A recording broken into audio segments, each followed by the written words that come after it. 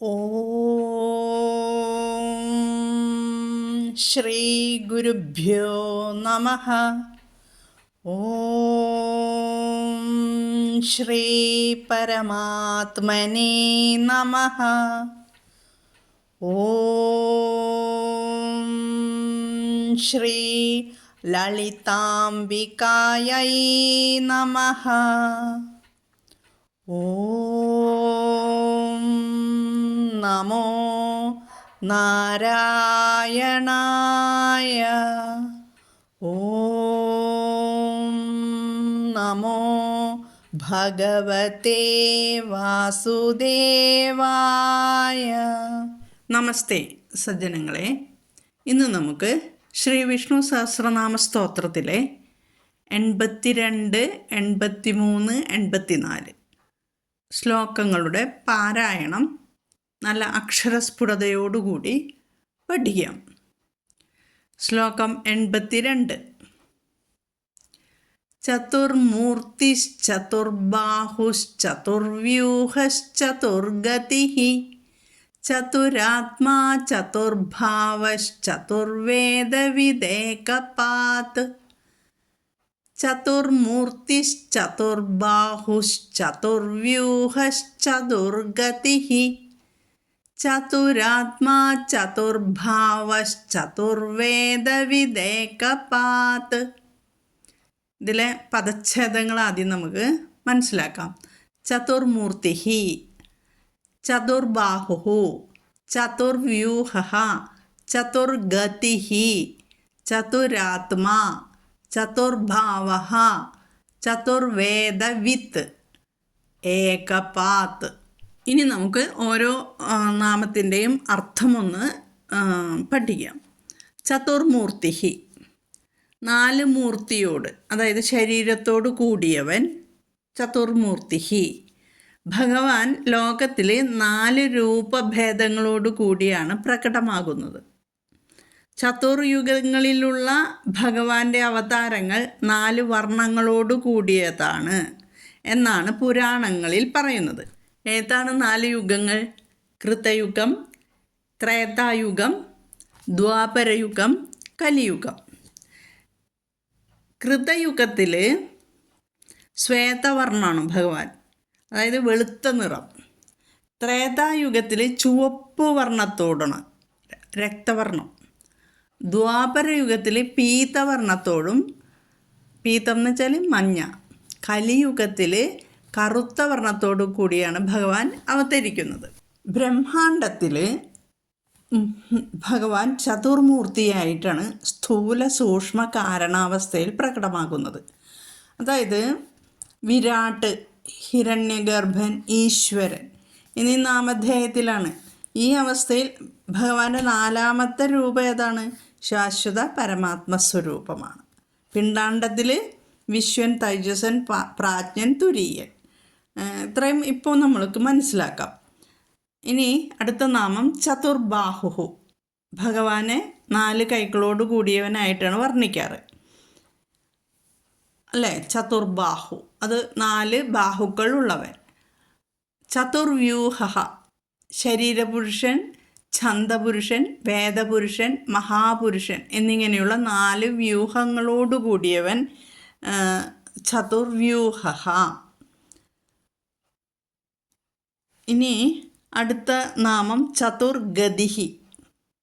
ചതുർഗതി എന്ന് പറഞ്ഞാൽ ശാസ്ത്രവിധി പ്രകാരം നടക്കുന്ന 4 ആശ്രമങ്ങളും 4 വർണ്ണങ്ങൾക്കും ഗതിയായിരിക്കുന്നവൻ. 4 ആശ്രമങ്ങൾക്കും 4 വർണ്ണങ്ങൾക്കും ഗതിയായിരിക്കുന്നവൻ. ഏതാണ് 4 ആശ്രമങ്ങൾ? ബ്രഹ്മചര്യം, ഗാർഹസ്ഥ്യം, വാനപ്രസ്ഥം, സന്യാസം. 4 വർണ്ണങ്ങൾ എന്താണ്? ബ്രാഹ്മണൻ, അതായത് ചിന്താശീലമുള്ളവൻ, ബ്രഹ്മത്തെ അറിയുന്നവൻ. പിന്നെ ക്ഷത്രിയൻ, ക്ഷത്രിയന്മാർ രാജാക്കന്മാർ. ക്ഷത്രിയന്മാരെന്ന് പറയുന്നത് രാജാക്കന്മാരെയാണ്, അല്ലെങ്കിൽ നേതാക്കൾ. വൈശ്യന്മാർ വ്യാപാരികൾ, ശൂദ്രന്മാർ തൊഴിലാളികൾ. ഇവരുടെ എല്ലാം പരമലക്ഷ്യം എന്താണ്? ഭഗവത് സാഫല്യം തന്നെയാണ് പരമലക്ഷ്യം. ഓക്കെ, അപ്പോൾ ചതുർഗതിഃ ഇനി അടുത്ത നാമം ചതുരാത്മ. ചതുരം എന്ന് പറഞ്ഞാൽ സമർത്ഥം. അപ്പോൾ സമർത്ഥമാകുന്ന, മനസ്സോടു കൂടിയവൻ, ചതുരാത്മാ. രാഗദ്വേഷാദികളില്ലാത്തതിനാൽ സമർത്ഥമായ മനസ്സോടു കൂടിയവൻ, അതാണ് ചതുരാത്മാ. ഇനി ചതുർഭാവ, 4 ഭാവങ്ങളോട് കൂടിയവൻ ചതുർഭാവ. ഈ 4 ഭാവങ്ങൾ ചാതുർവർണ്ണങ്ങൾ ആണ്. ബ്രാഹ്മണ, ക്ഷത്രിയ, വൈശ്യ, ശൂദ്രൻ, ഇവരാണ് ആ ചാതുർവർണ്ണങ്ങൾ. ഇനി ജീവിതത്തിലെ 4 ആശ്രമങ്ങളും ഈ ചാതുർഭാവങ്ങളിൽ പെടും. കഴിഞ്ഞ അർത്ഥത്തിൽ പറഞ്ഞു 4 ആശ്രമങ്ങൾ. അവ ബ്രഹ്മചര്യം, ഗാർഹസ്ഥ്യം, വാനപ്രസ്ഥം, സന്യാസം, അതും പെടും ഈ 4 ചതുർഭാവങ്ങളിൽ.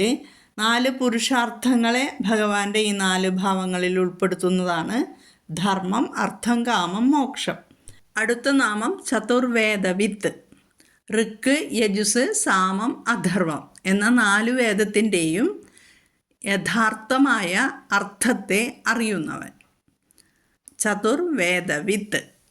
772 നാമം ഏകപാത്, ഒരു പാദമുള്ളവൻ. പാദശബ്ദത്തിന് ഒരു ഭാഗം എന്നും ഒരു പാദം എന്നും അർത്ഥമെടുക്കാം.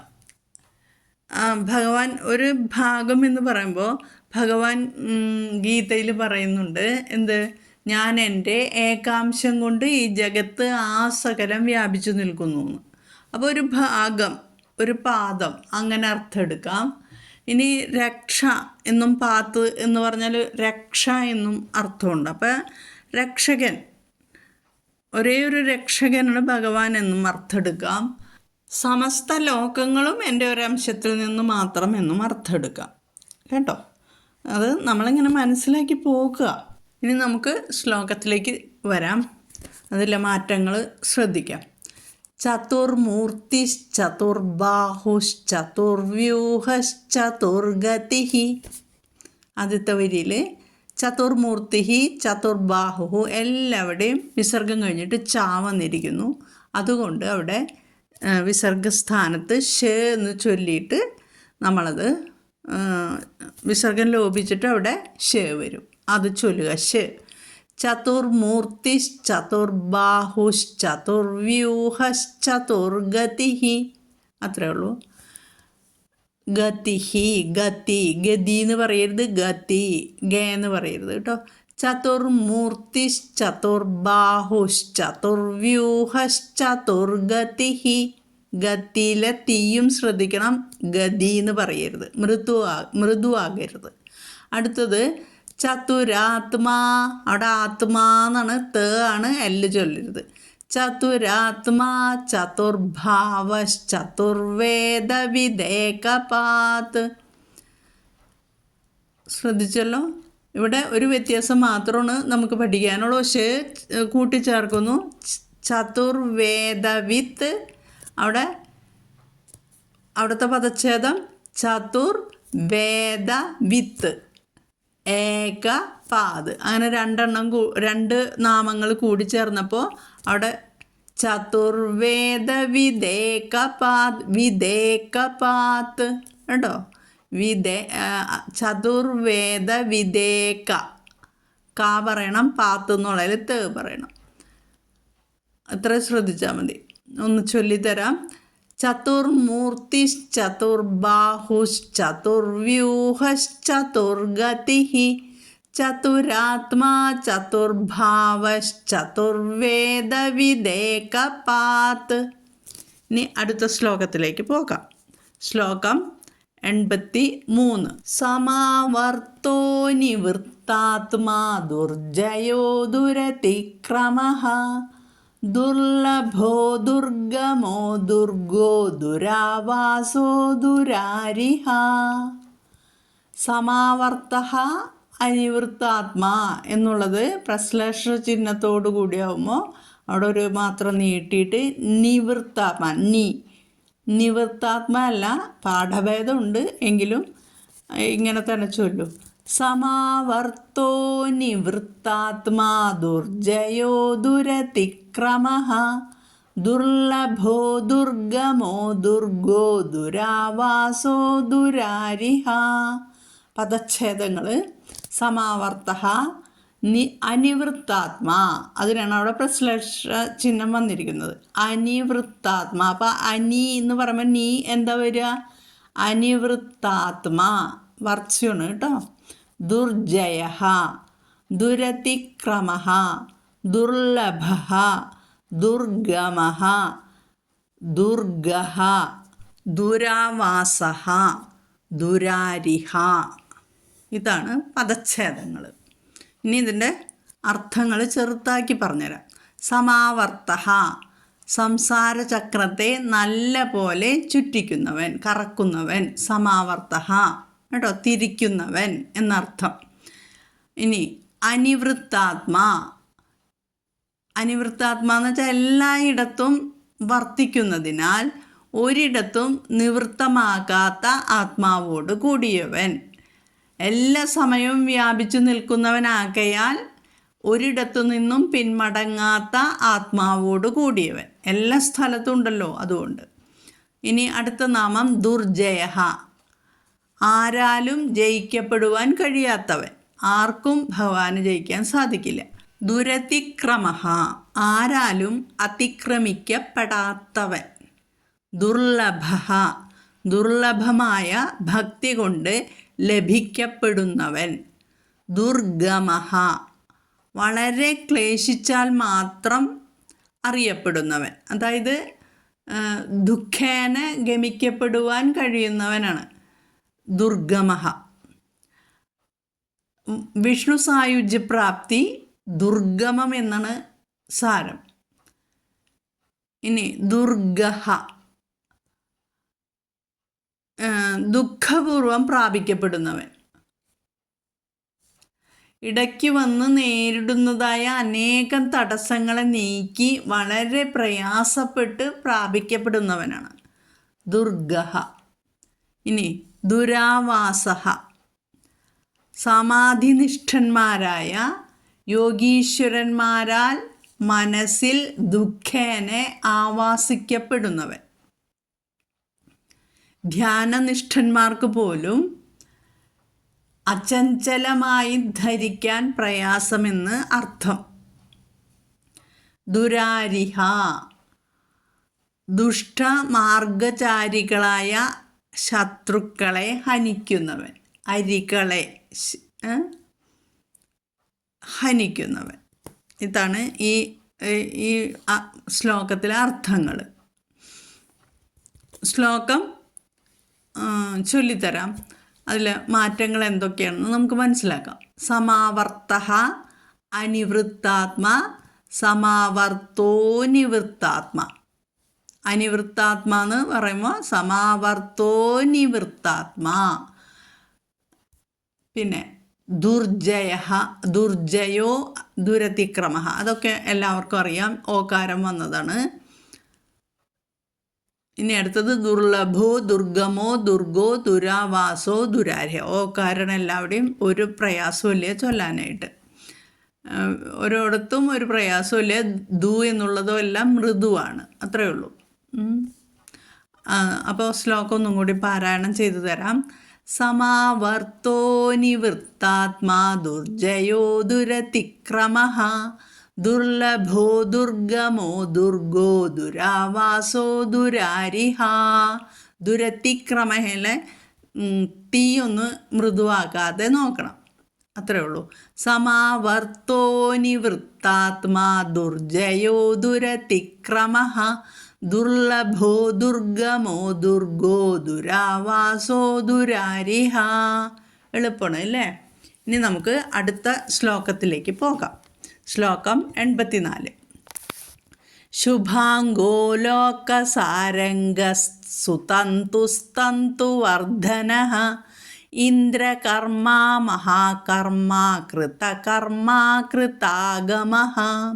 പദച്ഛേദങ്ങൾ ശ്രദ്ധിക്കാം.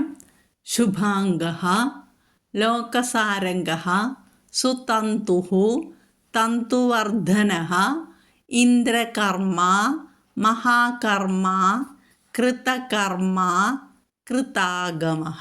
ഇത്രയാണ് ഇതിലെ പദച്ഛേദങ്ങൾ. ശുഭാംഗ, അതിസുന്ദരമായ, ശുഭമായ അംഗഭംഗിയോട് കൂടിയവൻ, അതാണ് ശുഭാംഗ. അടുത്തത് ലോകസാരംഗ. സാരംഗം എന്ന് പറഞ്ഞാൽ കുറേ അർത്ഥമുണ്ട് കേട്ടോ. വണ്ട്, ഹംസം, ആന, അങ്ങനെ കുറേ അർത്ഥങ്ങളുണ്ട്. അപ്പോൾ ഇവിടെ ലോകസാരംഗ എന്ന് വെച്ചാൽ ലോകങ്ങളുടെ സാരത്തെ ഗ്രഹിക്കുന്നവനാണ്. അപ്പോൾ ഈ സാരംഗം എന്ന് പറയുമ്പോൾ വണ്ടിനെ പോലെ, ഹംസത്തിനെ പോലെ എന്നൊക്കെയും അവിടെ ഇടയിൽ വരും. അപ്പോൾ ലോകങ്ങളുടെ സാരത്തെ സാരംഗം പോലെ ഗ്രഹിക്കുന്നവൻ എന്നർത്ഥം കേട്ടോ. ഹംസം എന്ന പോലെ ലോകങ്ങളുടെ സാരത്തെ ഗ്രഹിക്കുന്നവൻ. പിന്നെ ഉള്ളൊരർത്ഥം ലോകത്തിൽ വെച്ച് സാരമായത് എന്താണ്? പ്രണവമാണ്. അതുകൊണ്ട് ഗമിക്കപ്പെടുന്നവൻ എന്നും ഒരർത്ഥം കേട്ടോ. ഗമിക്കപ്പെടുവാൻ കഴിയുന്നവൻ, അതും എടുക്കാം നമുക്ക്. ഇനി അടുത്ത നാമം സുതന്തുഹു. ശോഭനമായ തന്തു ആരുടേതാണോ അവൻ. തന്തു എന്ന് വെച്ചാൽ ലോകം. അത് ആരുടേതാണോ അവൻ. വംശപാരമ്പര്യം എന്നും എല്ലാം അർത്ഥം എടുക്കാം. ഈ പ്രപഞ്ചമാസകലം ജഗത്പിതാവായ പരമാത്മാവിൻ്റെ കുടുംബമാകയാൽ ഇങ്ങനെ പറയുന്നു. സുതന്തു കേട്ടോ, സുതന്തുഹു.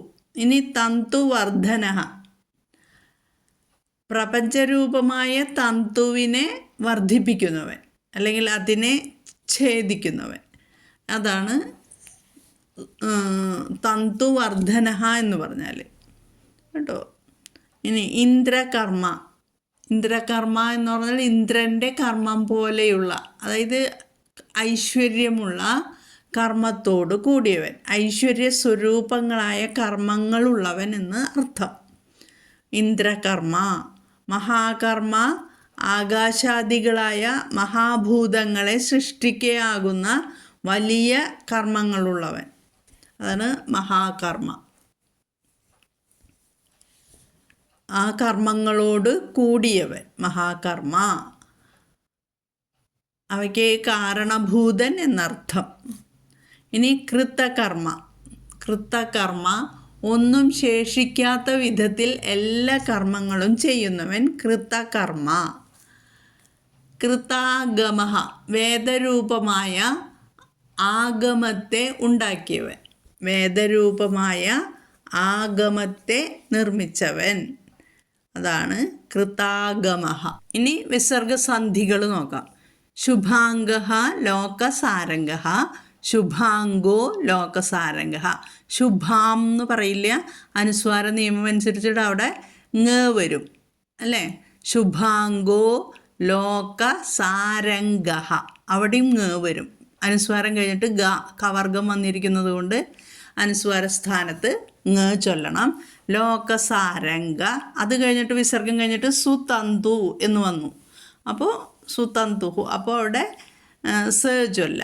അത് കഴിഞ്ഞിട്ട് അടുത്തതിലും സ ചൊല്ല. തന്തുവർദ്ധന, അവിടെയും സ ചൊല്ലുക. ശുഭാംഗോ ലോകസാരംഗ സുതന്തുസ്തന്തുവർദ്ധന. ഇത്രയേ ഉള്ളൂ. തന്തു പറയുമ്പോൾ ന കഴിഞ്ഞിട്ട് തൂ പറയണം, രണ്ടോടത്തു കേട്ടോ. സുതന്തു, പിന്നെ തന്തുവർദ്ധന. ശുഭാംഗോ ലോകസാരംഗ സുതന്തുസ്തന്തുവർദ്ധന. അടുത്ത വരി ഇന്ദ്രകർമ്മ മഹാകർമ്മ കൃതകർമ്മ കൃതാഗമ. ഒരു വ്യത്യാസമില്ല. കൃതകർമ്മയിലെ താ പറയുക, കൃതാഗമയിലും താ പറയുക, അത്രേ ഉള്ളൂ. ബാക്കിയെല്ലാം വളരെ എളുപ്പമാണ്. അപ്പോൾ ഒന്നിച്ച് ചൊല്ലിത്തരാം. ശുഭാംഗോ ലോകസാരംഗ സുതന്തുസ്തന്തുവർദ്ധന. ഇന്ദ്രകർമ്മ മഹാകർമ്മ കൃതകർമ്മ കൃതാഗമ. ശുഭാംഗോ ലോകസാരംഗ സുതന്തുസ്തന്തുവർദ്ധന. ഇന്ദ്രകർമ്മ മഹാകർമ്മ കൃതകർമ്മ കൃതാഗമ.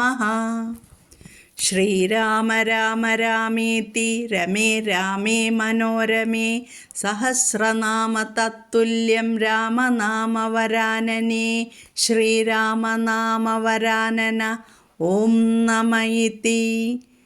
ഹരി ഓം. ഓം ശ്രീ ഗുരുഭ്യോ നമഃ. ഹരി ഓം. ഓം തത്സത്.